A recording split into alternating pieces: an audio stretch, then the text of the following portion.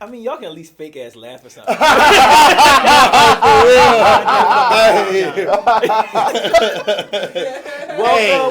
Welcome, brothers. Welcome. And welcome you all to the Boneyard podcast. This is a limited series roundtable discussion with the cast of Bones. It's a gripping social horror by acclaimed writer, director, and associate artistic director of People's Light, Steve H. Broadnax III.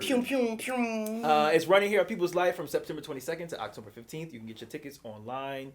And Bones, the night takes a chilling turn over a game of dominoes as childhood demons are exposed and a group of friends question everything they think they know about masculinity and what makes a man. And in this podcast series, we are going to be discussing some of the most important themes of the show and how they relate to our personal lives. And the idea for this kind of came out of our rich discussions in the room under Steve's tutelage and the development process, and we wanted to extend that conversation out to the community. And we are in luck today because Steve is joining us for the very first episode. So thank you for being here. Thank you for having me. Of course. All right, so without further ado, let's get started with a round of introductions.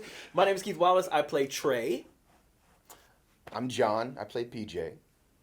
I'm Eric B. Robinson Jr. I play Remello. Hey, I'm Elijah, a.k.a. Juilliard Jones, and I play Derek. Love that plug.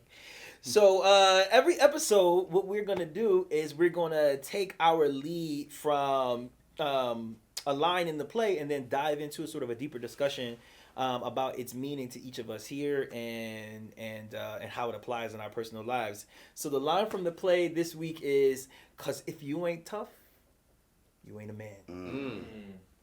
Yeah. So we're gonna discuss powerful, deep bars. Actually. So we're gonna discuss our individual definitions of manhood and what masculinity means to each of us, and then we'll also, if we have time, dive into a conversation around the concept of vulnerability, what our understanding of vulnerability is, and how that concept shows up in our daily lives. Yeah. All right. So let's get it started. What does it mean to be a man? What does it mean to be a man, and who taught you? For me, it was my father, taking care of your responsibilities, being a provider, being a protector. He hammered these ideals into me as a kid. I know one thing that he definitely didn't let me do, which is what I really still feel weird about, is being asleep. You know what I'm saying? Taking naps. I can't do that. If my lady comes in and I'm in the bed, I hurry up and get out the bed. I'm doing something. Mm-hmm. I'm going. So it's always this thing where you're always moving, you're always grinding, you're never stopping. A man as a doer. Yeah. Doing something. Active in motion. Mm-hmm.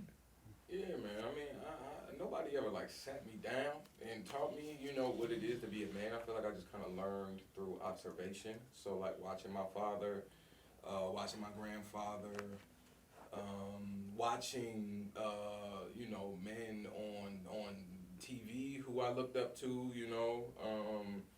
and so yeah, when I was thinking about what it means to be a man, I think it did for me boil down to just what Eric said, taking care of your responsibilities, which then I was I feel like that's really just being an adult in general. But more specifically, like you said, I mean, being a provider, being a protector. But nobody ever was like, yo, this is what it means to be a man, which is why I think in my idea of being a man has kind of evolved, because it's I was just observing and I was like, oh, okay, so, you take care of responsibilities, you take care of your family, put your family first, but then I was also observing some things that maybe weren't super helpful, just in terms of suppressing your feeling, you don't cry, or you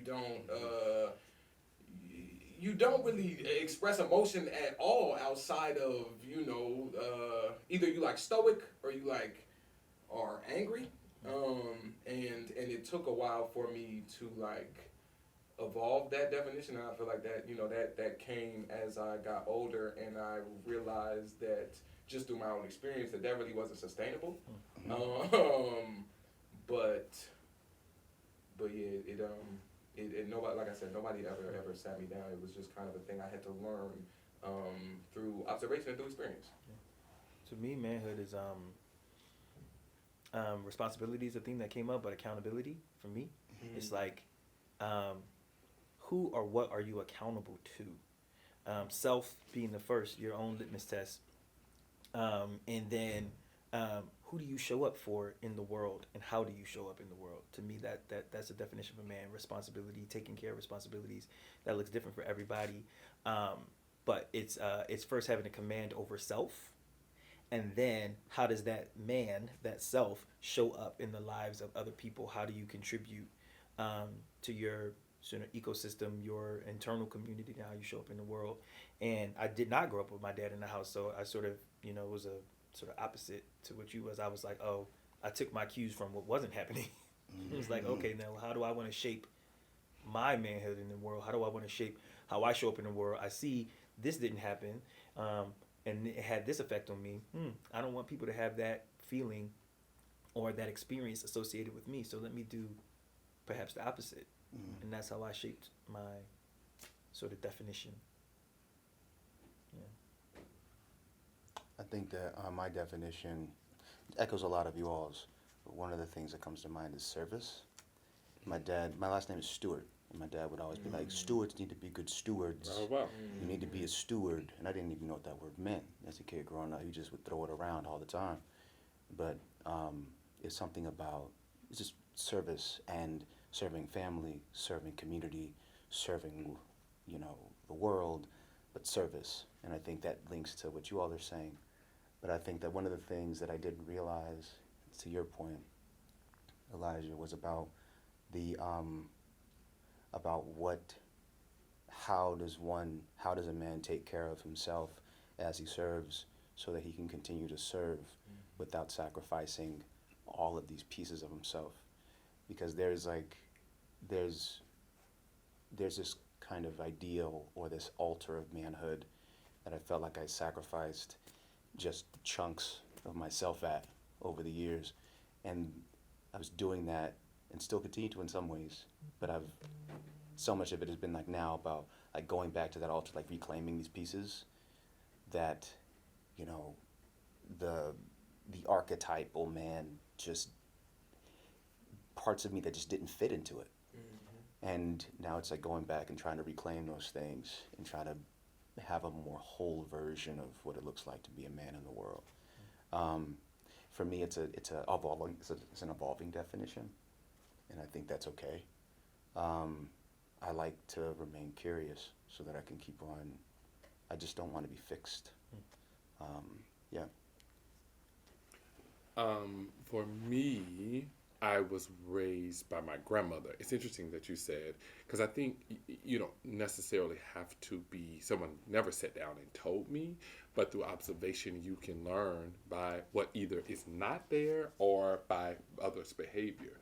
But I was definitely, I'm an old country person from the South, Arkansas. Definitely told a man cut the grass. So I had to cut the grass. You said provide. Definitely I was taught a man should take care of himself. You weren't a man if you didn't take care of yourself. You're not responsible, financially stable is what I was taught a man was. Also taught a man was masculine. A man had to be able to defend and fight himself. I was forced to fight, and forced to fight, first forced to learn how to fight, to be able to defend myself and others. A man does not cry. Isn't it weird? There's a lot of what men don't do, but what do men do? You know what I mean? Men don't show emotion. I was taught that as well. And then when I grew up and as an adult and kind of finding my own way through masculinity and manhood, kind of defining that for myself. And that definition, I love that you said it's not fixed. It's still moving. I think a man is kind. I think a man has integrity. I think a man is honest. A person of his word. You know what I mean? I think that those are qualities of manhood that I have adopted for myself, that I hold my own self accountable for, like you said. But yeah, those are things that I've learned about masculinity and manhood. Yeah, thank you. I want to transition to sort of conversation around vulnerability, but before, I wanted to really quickly, just like one sentence from everybody, if you can encapsulate in one sentence. What didn't they tell you that you wish they had told you? Whoever, whatever that, wherever you learned that thing about manhood or what it is to be a man, what weren't you told or taught that you wish now, as the man you are today, you wish, looking back, like, damn, I wish they had told me that. It's okay to not be okay. You can be soft. When things calcify, they become brittle. I think for me, you don't always have to have it always figured out, but the manhood is in the commitment to trying to figure it out. It's in the doing.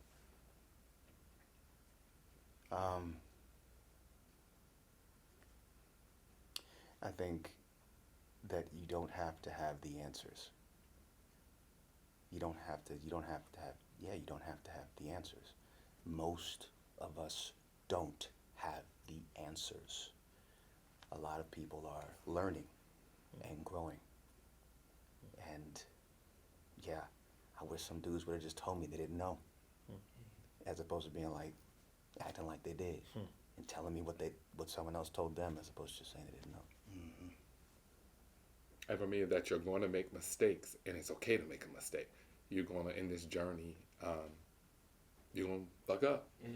And it's okay. You expect it, and that's where the growth is going to come. There's nothing, don't put a value on mistakes.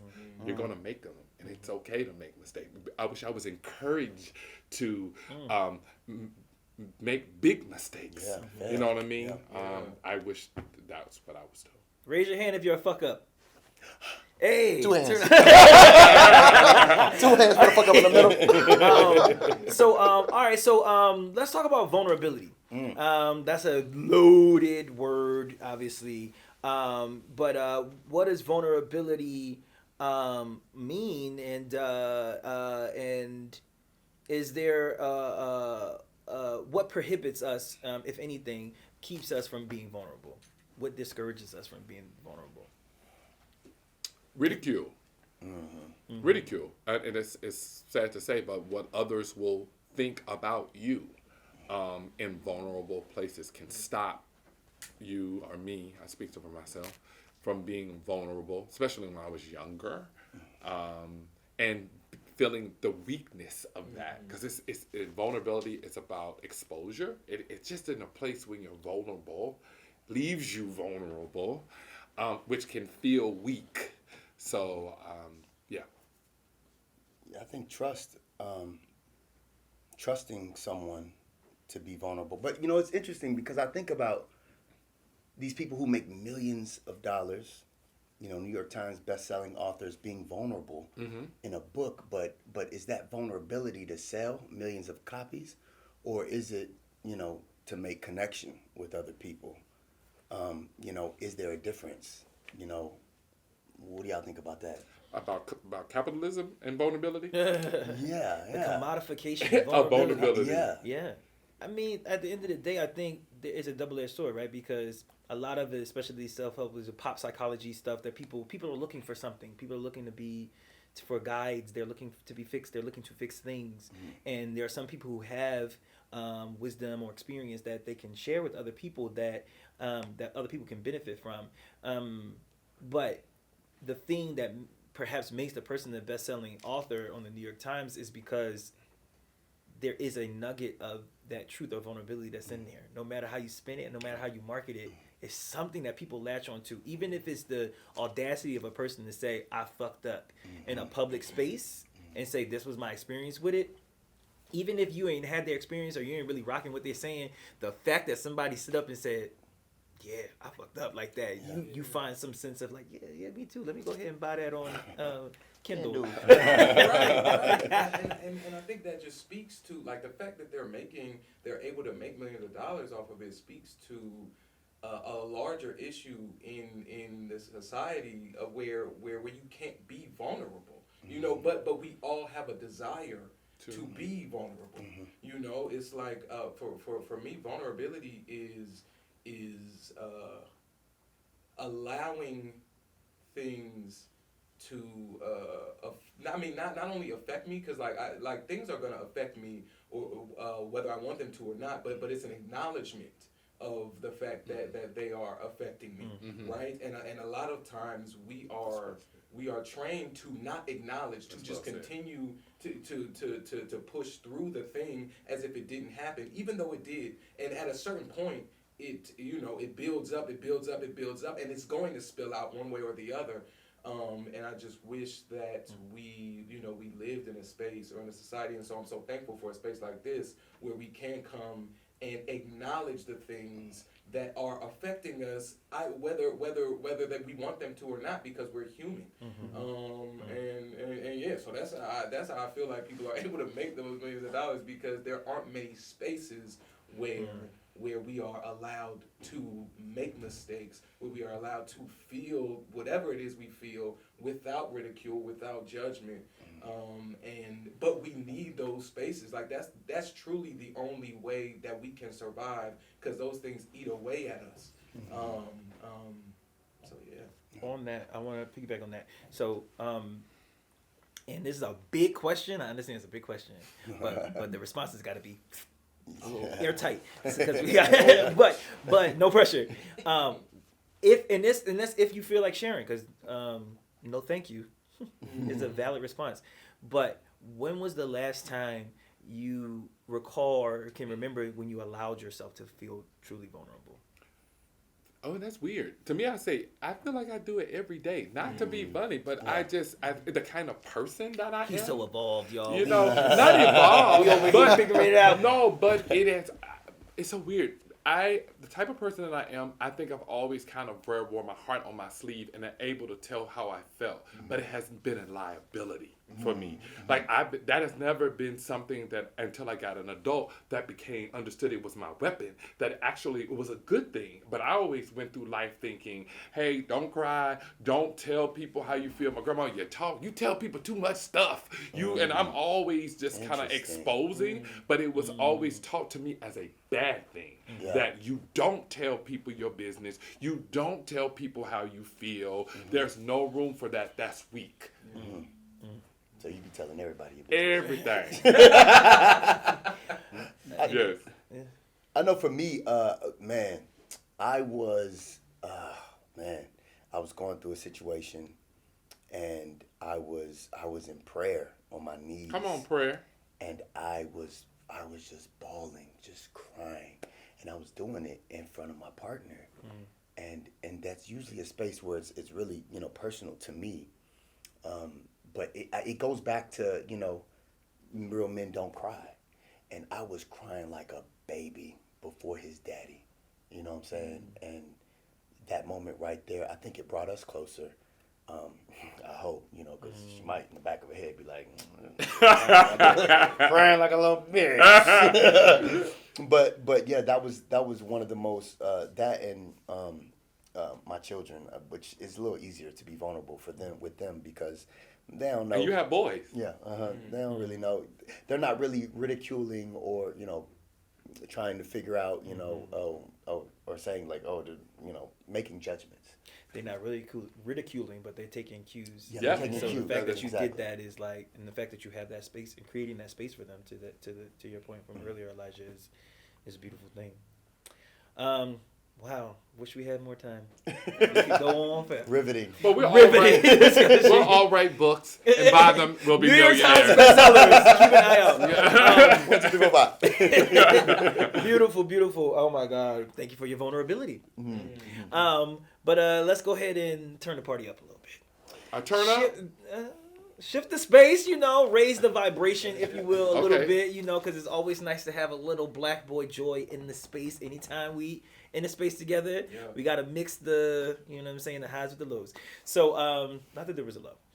But let's go ahead and play a game. I think Eric got something for us. All right, community. Do it. All right, so this game is going to be called I Plead the Fifth. Okay. All right, and we're just going to have 5 questions. We're going to Okay. ask everyone. You can either answer it or you can plead the fifth one time. Gotcha. Okay, so Rapid everyone's going to... succession. Yes. Boom, boom, boom. You don't, Exactly. don't Rapid. think Don't about think it. about Just it. give All your right. answer. Okay. Get it. So, Do we here's just the go in thing. So order? we're Yeah, gonna we're gonna infuse some technology in here. We're gonna use Chat GPT Chat to GPT. generate some questions to ask men about masculinity. Starting. Beep, beep, beep, beep, beep, beep, beep, beep, beep, beep.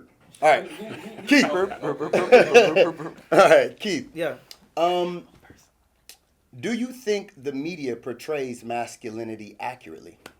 No, absolutely not. I think it's one-sided and I think it's antiquated. The definition or idea of masculinity as it's portrayed in the media.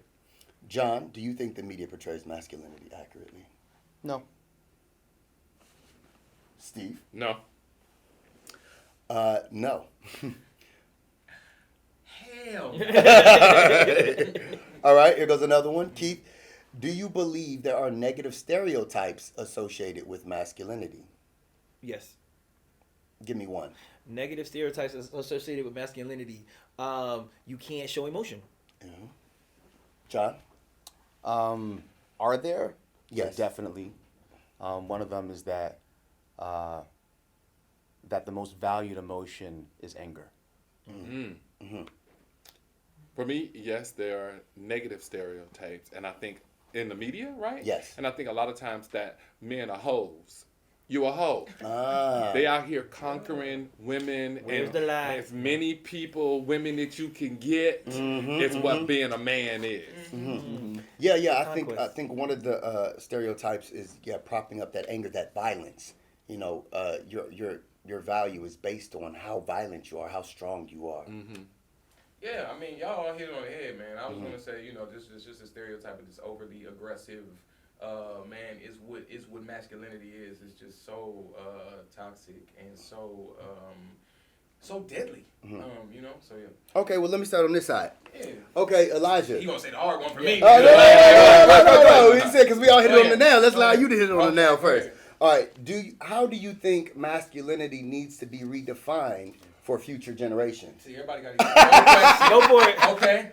I think that it needs to be redefined as something soft, man. I have a nephew now, who's 2 years old, and I think about this all the time. And like that little boy is so happy, so joyous, and I just want more of that for this next generation. I grew up, I felt like I always had to have this mean mug on, and you really don't, man. You could smile, bruh. Smile, damn. Hit me with the question one more time. E. How do you think masculinity should be redefined for future generations?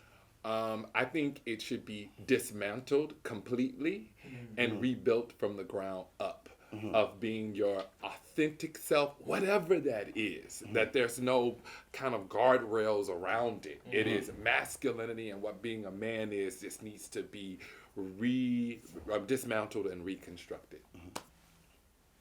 John? I agree with what y'all have said. I think that I think that the language of masculinity and what that means and what that represents, I just think if we could just take all of that away and just boil it down to just being human, if there was a way to just take man and just put the who in front of that every time, then there'd be a way to, and if that could be taught, like what does it look like to be a whole human? What does it look like to walk into a space and bring all of you into it, as opposed to leaving parts of you here, there, and everywhere? If there was a way to do that, then I think that we'd be much better off. I think about my nephew and a moment where he lost his great granddad, and this look on his face when I went into his room, and he was like, he had the mean mug. He had the mean mug. He had this like stoic thing going on. It was the first time I saw it in a boy, like a little kid. And I was just like, you don't have to do that, man. You can acknowledge that this thing is happening. And there was this like, I was just like, man, at what point do we choose or are taught that we just can't be human? It doesn't have to be that complex, you know? Yeah. The way it should be dismantled, returning to the joy, and making space to say, I'm scared, I don't know, and I'm hurting. I think we gotta. Yeah. Okay. Yeah, that was a great note to end on. So yeah, I mean, listen, we're gonna be doing this for a couple episodes, so we're gonna have a chance to dive into some more stuff and really sort of unpack these sort of difficult situations. It's a short amount of time. It's big, heavy concepts in a short amount of time. But to your point earlier, Elijah, about creating the space for men to be able to engage in this way is important. And we're hoping that you guys enjoy the conversation. Continue the conversation in the comments. If you enjoyed what you heard today, keep an eye out on People's Light social media, YouTube channel, website for the next episode. And if you want to help us continue this conversation and are feeling generous, dig in your pocketbook and make a donation at peopleslight.org/support. Follow these gentlemen on social media. All the information will be below in the comments as well. And we look forward to seeing you next time. Make sure you get your tickets for Bones, running at People's Light, September the 22nd through October 15th, peopleslight.org. Thank you.